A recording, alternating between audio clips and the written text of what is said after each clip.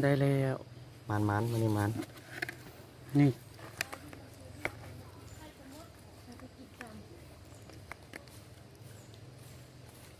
ตอนนี้กำลังตาม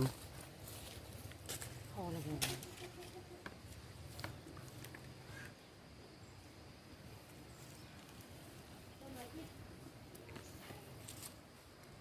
มีประเด็นอีก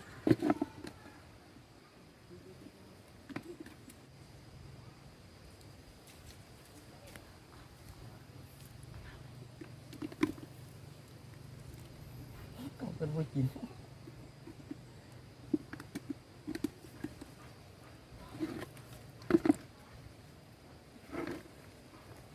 ในวิธีเกาะไข่หมด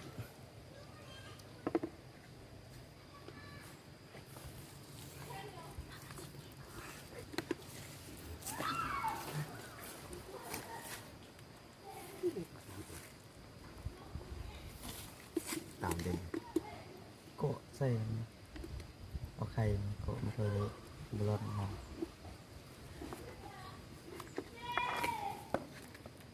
อีเลยนะ เปื้อนมันกัน อ้าวกุ๊ก อ้าว ตามมา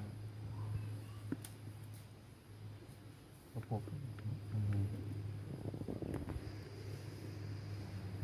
เบิ้งสิเกาะให้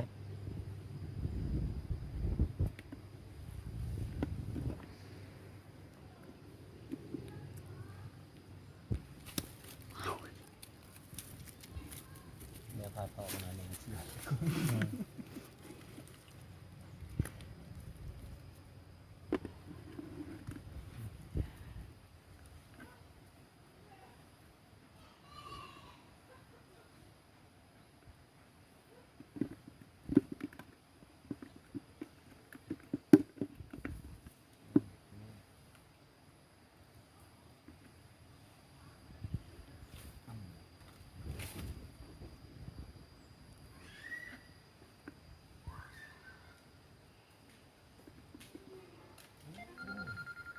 ให้เติมไปได้ไหม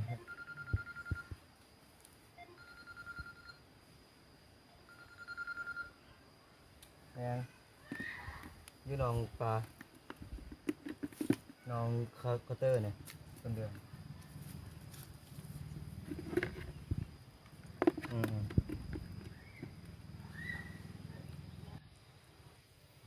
เก่า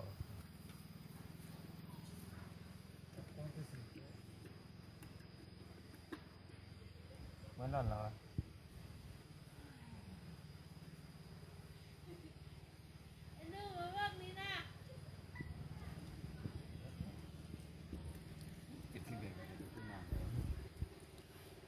เอาพร้อมใส่ละเอาโคสโนใส่ละห้องหูเลยปลามันดึงไปไอ้จังหวะมันนะ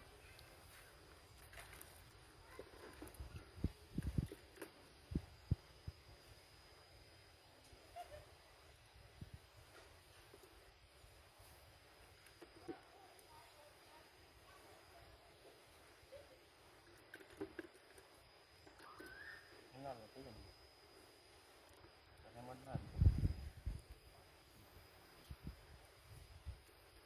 ปลาซิวริบขนาดมันเลยหักทิ่มสิอันนั้นก็ได้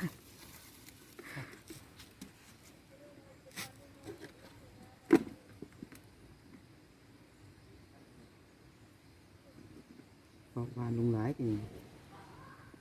มันอิ่มกว่านะเห็ดเราเนี่ยถ้ามันไปจะไปเท่าไหร่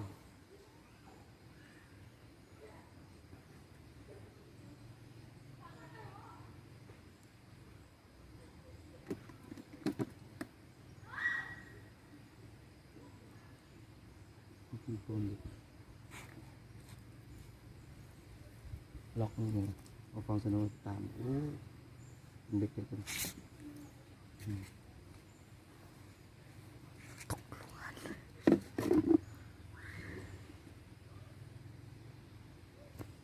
จับฟองซื่อ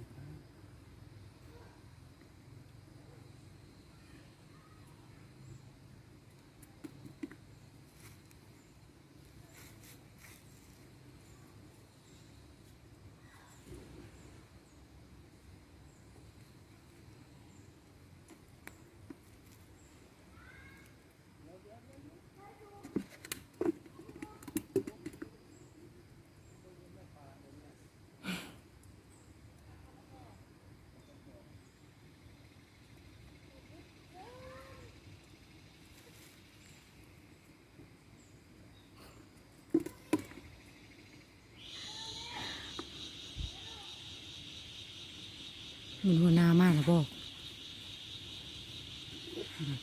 นี่รถมาเนี่ย